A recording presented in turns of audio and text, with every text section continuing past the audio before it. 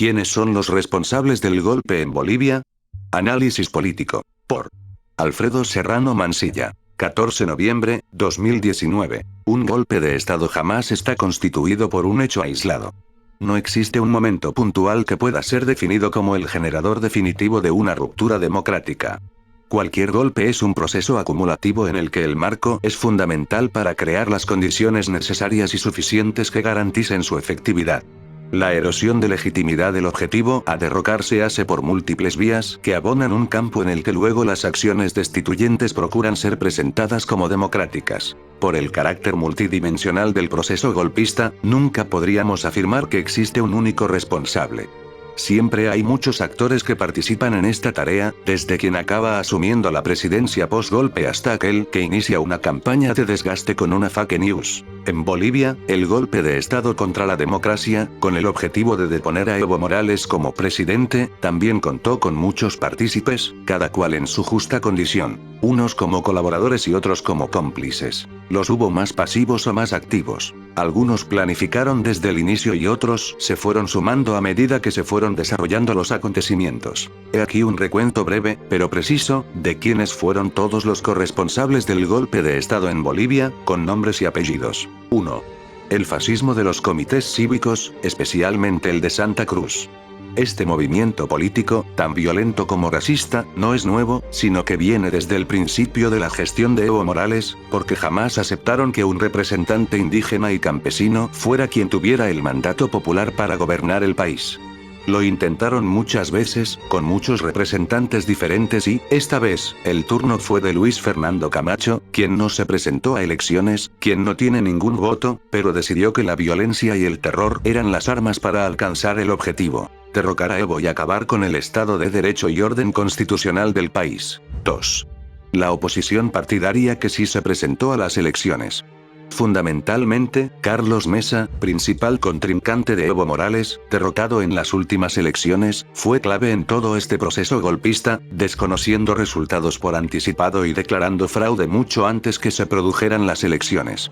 El mismo día de los comicios salió a anunciar que había segunda vuelta sin que se culminara el recuento de votos. Luego de las elecciones, mantuvo constantemente una postura silenciosa, cómplice, ante la violencia desatada por los comités cívicos, reacomodándose al nuevo eje político golpista sin exigir que se frenara. 3. La actual Secretaría General de la Organización de Estados Americanos, OEA. Siempre presente cada vez que existe un proceso de desestabilización antidemocrático. Esta vez lo hizo de forma directa, participando en el proceso electoral. Primero, fue con el informe preliminar de la misión electoral, que sin base alguna, anunció que era recomendable una segunda vuelta. Segundo, con un informe preliminar de la auditoría lleno de debilidades, sesgado y parcial, sin rigor, y centrado en su mayoría en criticar al sistema provisorio de transmisión de datos, no vinculante. Y es que a la hora de analizar las actas oficiales, las reales, únicamente logró demostrar irregularidades en 78 actas de un total de 34.555, lo que supone el 0,22%. De hecho, la muestra seleccionada, en sus propias palabras escritas en el informe, no obedece a criterios estadísticos sino que eligieron los casos allá donde el partido oficialista había obtenido muchos votos. El informe está plagado de adjetivos y adverbios con tono valorativo y discrecional, comportamiento inusual, presumiblemente, demostrando su incompetencia en cuanto a rigor e imparcialidad. 4. El gobierno de los Estados Unidos. Otro infaltable. Como siempre, tras cada golpe, reaparece precipitadamente reconociendo al nuevo presidente autoproclamado.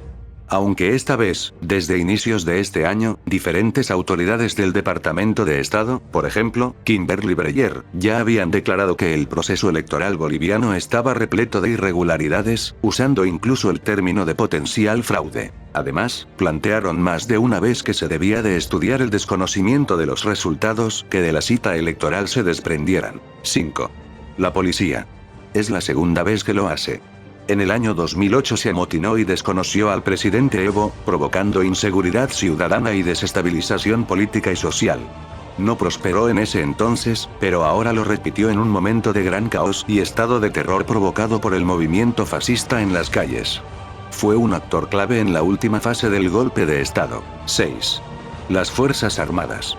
Seguramente este es el actor más difícil de descifrar en este golpe. Actuó en forma muy particular. Hasta el último momento no se pronunció ante la grave situación. En primer lugar, cuando todo comenzaba a estar al límite, emitieron un comunicado escueto pero con un párrafo último muy ambiguo. Después, en uno de los momentos de mayor tensión, se mantuvieron en silencio hasta que, al final, salieron a pedir la renuncia del presidente Evo. Es muy probable que al interior hubiera división, y todavía la haya. Las Fuerzas Armadas tuvieron varias horas de desconcierto, sin querer aprovecharse del vacío institucional de poder existente, y en ningún momento asumieron el control de las riendas del país. Sin embargo, esto no les exime de responsabilidad porque se fueron acoplando al tsunami golpista. A partir de ahora veremos qué ocurre porque la partida aún no está cerrada en cuanto a su papel en los próximos días y semanas.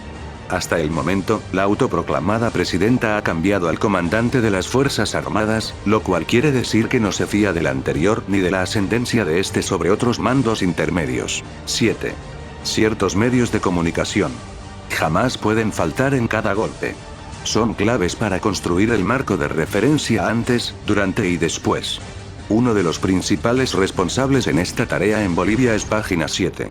Un ejemplo es suficiente para demostrar cuál fue su forma de generar el máximo nivel de zozobra. Desde la noche de las elecciones hasta 48 horas después, sostuvo en su portal como entrada principal el resultado de una encuestadora privada, Vía Ciencia, que daba solo 4 puntos a favor de Evo para instalar la idea del fraude, a pesar que ya había sido publicado oficialmente el cómputo preliminar y definitivo.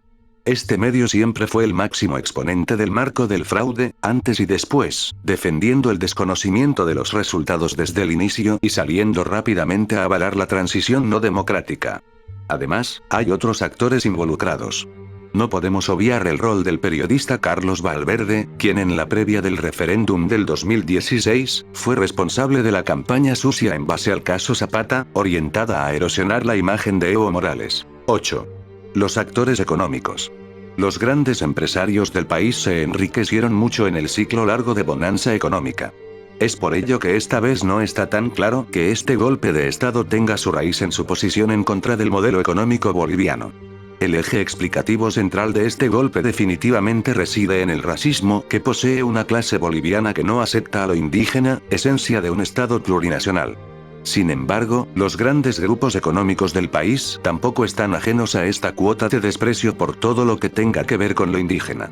Es por ello que, seguramente, buena parte de los grandes empresarios del país hayan estado dubitativos entre aceptar la dirección indígena que le garantiza un proyecto económico estable y altamente rentable para ellos, o participar en este golpe a favor de dirigentes que solo saben ser violentos en las calles. 9.